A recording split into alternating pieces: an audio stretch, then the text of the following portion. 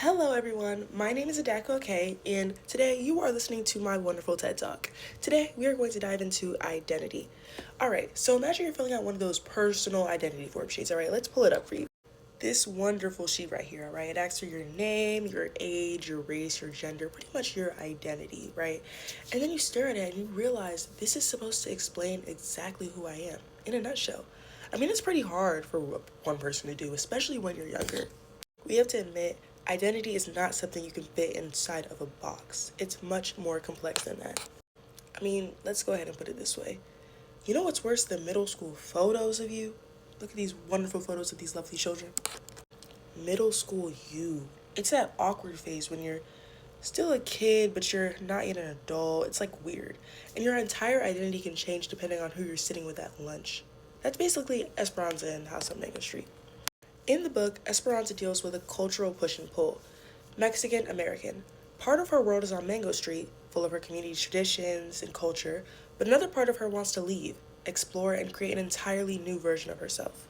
As she's looking back on her life on Mango Street, she says, I am too strong for her to keep me here forever. That is her realizing that she wants a future that is more than her present, but it doesn't mean she wants to leave forever. That confusion often leaves you paralyzed. That confusion is often related to as the where do I belong issue. Psychologists call it identity formation. It's a stage where you try on different versions of yourself like outfits, and you hope one eventually feels right. But Esperanza's struggle isn't just about her neighborhood, it's also about her name. In my name, she says, Esperanza means hope in Spanish, but in English it means too much.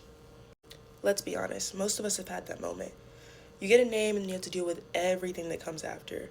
I mean, my name means daughter born into wealth in Igbo, but anywhere else, let's just say I have a Starbucks cup labeled a duck somewhere, okay? I mean, I've had more than one what's your name conversation, and it always ends with, how do you say that again? Just like how people stumble over my name and make me question how I fit in, Esperanza struggles with her own identity. But truly, why is Esperanza so obsessed with figuring out who she is?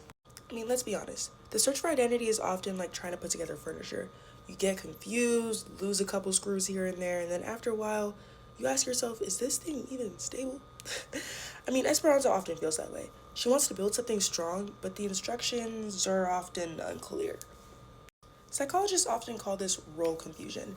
They say that we spend a lot of time trying to figure out who we're supposed to be, but we don't always get to decide how we're seen by others, as seen here.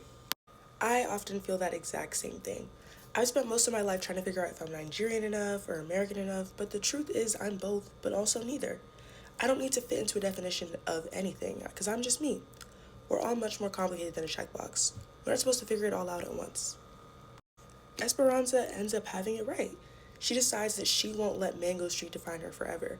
It's not that she wants to escape, but she wants to come back and help those who can't leave. She says, I will come back for you near the end of the story.